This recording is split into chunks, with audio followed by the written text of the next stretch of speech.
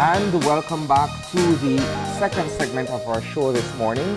As we mentioned prior to the commercial break, we're joined now by the Charge d'Affaires for the United States Embassy in Belize, and that is none other than Adrienne Galanek, who's here to discuss with us a remembrance of 9/11. Good morning. Good morning. Good morning. Good morning. Thank you, Asani and Marlene, for hosting this important segment to the United States and to our partnership across the world. Thank you so much. Now, Adrienne, it has been, I can't believe it, it's been 16 years since 9/11, and I think it is never going to be erased from our memory, and it continues to be a story that still evokes emotions from that very day. I want to ask from your perspective, and obviously there was the ceremony yesterday as well in New York. How do you process an event like that years later, especially as the anniversary draws near? I was fortunate, Marlene, not to have lost any family members or friends in 9/11. I am from New York, so I can't begin to answer from the perspective of a family or a friend, because September 11th created not only the loss of the victims, but communities of loss. So you had friends, brothers, sisters, daughters, sons, mothers, fathers, grandfathers, who were all lost and perished in September 11th. All told, almost 3,000 victims, and of those, about 400 were first responders.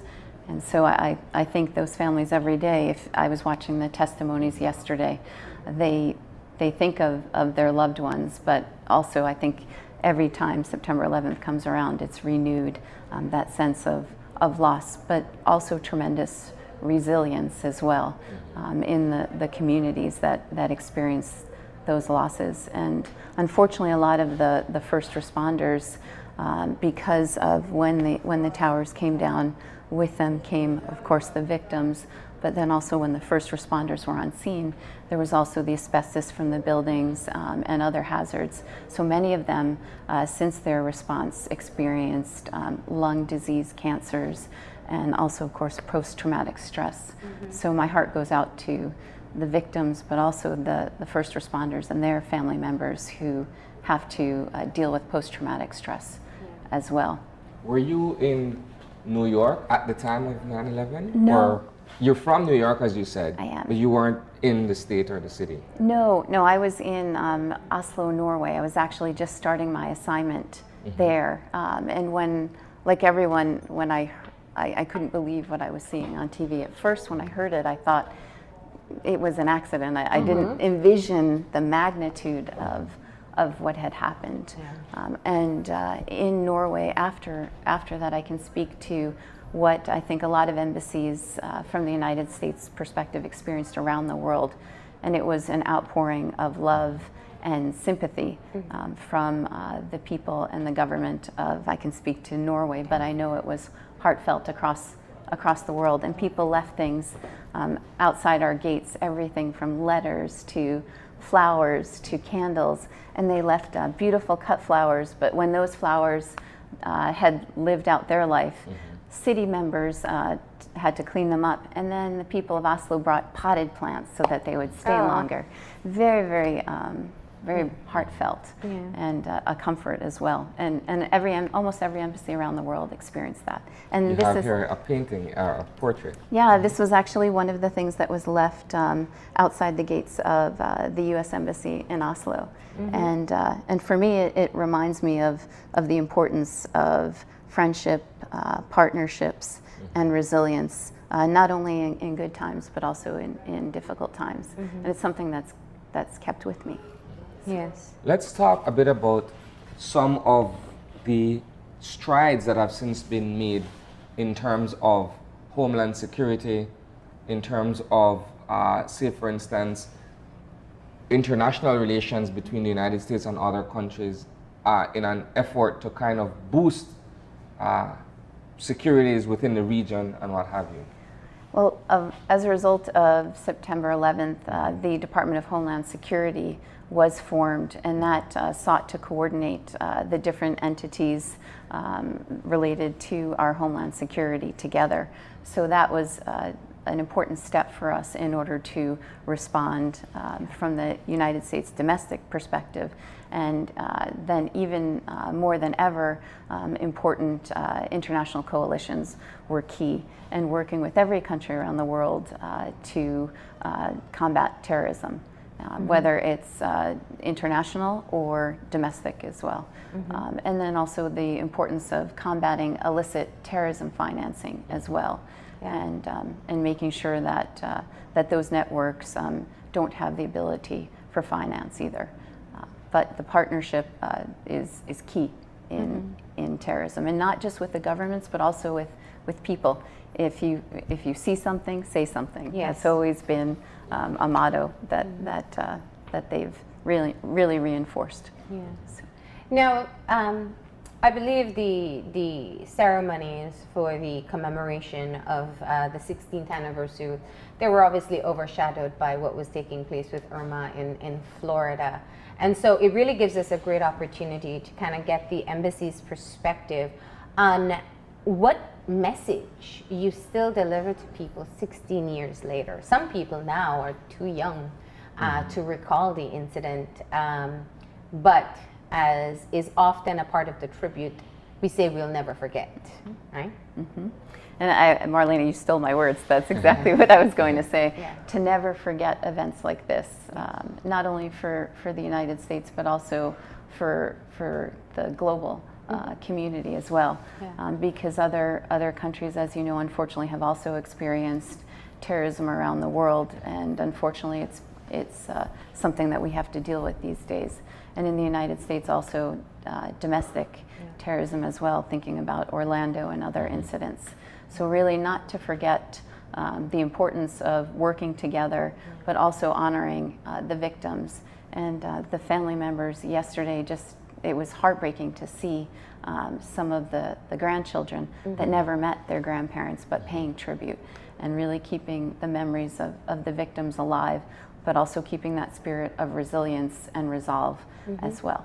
Yeah. From a particular point of view, the 9/11 attack changed the course of history, modern history as we know it, in the sense that there has since been a war on terrorism that looked to deal with the issue at its root, so to speak. But it has also changed the way we look at the Middle East and some of the countries that are considered radical nations in that area, in terms of either their religious beliefs, their political views, and what have you. It, in my opinion, has changed the way we look at a lot of things in the wake or after 9/11. Because prior to then, we didn't, as young people, I was considerably younger then, we didn't look at terrorism as something that could hit close to home. And we haven't had an instance of terrorism in Belize, as far as we know it. It's the United States, which is a very close country to ours, and we're very much partners with the United States. When it happened in New York, a lot of Belizeans felt, whoa, it actually does exist, it's real. Because before then, we only saw In the Middle East. in the Middle East. We never thought that it could come this close to where we are. And because of that, I'm saying, we look at certain things and we realize history has since changed because of the attacks on 9/11. And I think it's important to keep up those partnerships as well, and also to counter violent extremism as well before it even starts. So a lot of coverage is of the military response and the coalition for that response, but also the other side is countering violent extremism before it starts. So what draws people to violent extremism? And how do you counter that as well? How do you counter the ideology, but then also how do you counter the draw for that? And really it takes a holistic approach And it can't just be government to government, it has to be within communities as well. Yeah. You know, Adrienne, you pointed out before, and I think one of the things that we see of recent, there have been more frequent attacks taking place in major cities across the world, but it really does focus on domestic terrorism and how oftentimes in our own backyards people can be developing a hatred that we may not be able to understand, relinquishing of value on life for themselves and for others. It continues to be a threat for the U.S. and other parts of the world. How or what are the measures in place to be able to counter this specific issue at this point? I know it's a large issue, but I know there have been strides made, and we want to be able to touch on that. Well, I think again, it's important for communities to be vigilant as well, but also for law enforcement. There's excellent communications now between law enforcement, not just at the federal level, but then all levels of law enforcement. That's really key. Sharing information, sharing any tips that come up, any intelligence, very, very important to have that network of sharing so that information isn't stovepiped, for example. And DHS was an important development, as well as other information sharing mechanisms that have been developed. So that's very, very important to thwart it. And also, again, the role of communities as well in detecting it. Because sometimes a family member will probably be the first one to be concerned, and influencing those thought processes as they begin as well, for tolerance, for acceptance as well. And even some of the cooperation agreements we've seen with the U.S. in other countries and in Belize have looked at countering terrorism outside of the country. And while we may not always make the links immediately, it is with that intention in mind, right? And well, it's a lot of the work that we do across the country is of course, in the region is counter narcotics, but then also criminal networks, right? So many things can move on criminal networks: goods, weapons, people. Anti-trafficking is really important as well. But then really working across the world to counter terrorism threats are very key in everything that we do as well. Now, for me, I think my final question just has to look at how do you take something that is so negative, that is so sad, that has really, I think it created a lot of fear, but it also showed resilience. But how do you take that incident and keep the message positive year after year? What's the message that comes out from the massive loss of life, and the sense of security that was lost with this incident? That's a hard question, because it depends on your perspective and where you sit. And perhaps the best person to answer that would be someone who survived or a victim's family. But I'll attempt to answer from my perspective.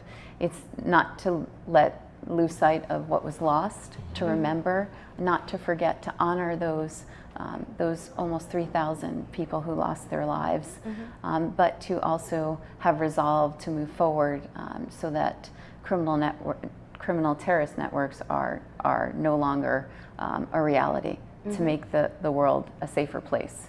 And I think that's what you have to focus on and resolve, and also honor the victims and their memories and what they stood for, and those first responders, their memories as well, and those who are continuing to suffer, help them as well with post-traumatic stress. And there's a fund set up for those who are suffering from the long-term effects of their response as well. So keeping the memory of those who have passed alive, but also helping the current first responders who are still with us, and then also resolve moving forward and relying on partnerships around the world, strong partnerships, whether there's a terrorism focus or not. The importance of partnerships is so clear, and friendship, and the response in Oslo was there. And Asani told me, he pointed out, he said, "Did you realize?" And I didn't realize this. I'm thinking it's an old steamship from New York. And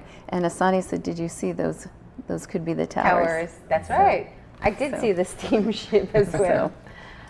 Well, Adrienne, we didn't want to take the, we wanted to take the opportunity to be able to discuss this so that people do keep it in their memory and understand that we are a resilient people across the globe. And when bad things happen, oftentimes we see the best come out of others.